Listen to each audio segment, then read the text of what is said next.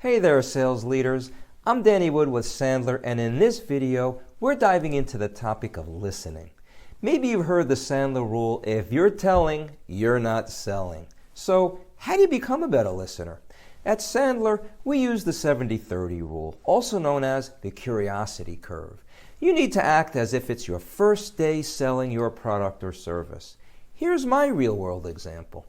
I started my sales career in the clothing industry selling young men's shirts to specialty stores in New York City. On my very first day, the company owner told me to clean out a rolling suitcase, fill it with a bunch of samples, and take a price list and an order pad. Then he told me to walk the streets of Midtown Manhattan and go into any store that had blasting music and sold blue jeans. That was our ideal client profile. The first store I walked into was in the Empire State Building. The owner said, "What can I do for you, my friend?" I said, "I'm selling shirts." He said, "Well, what kind of shirts do you have?" I said, "What kind do you need?" He said, "It's May, and it's still cold out. I want long sleeve shirts." I said, "I've got those." He said, "Well, what colors do you have?" I replied, "What colors do you need?" He said, "Navy, black, white, heather gray, and olive green."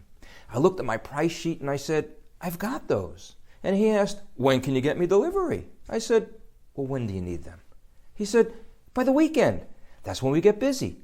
I called the warehouse and we were able to get him delivery by then. I was at the novice stage of the curiosity curve where my prospects spoke 70% of the time and I spoke 30% of the time. My sales were skyrocketing and I thought to myself, could you imagine where I'd be if I had more product knowledge? So, over the next several months, I went and I learned everything I could about shirts.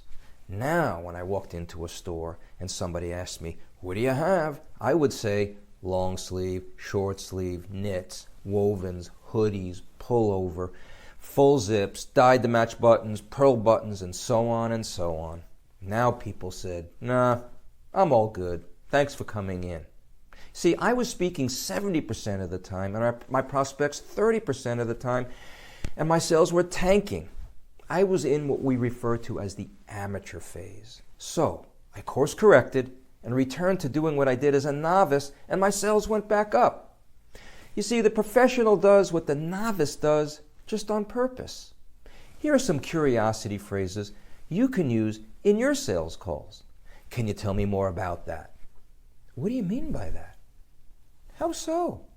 Can you give me an example? I'm not sure I understand. Can you explain that?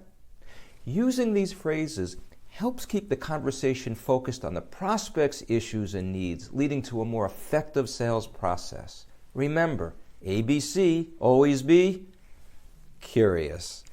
Good selling, everyone.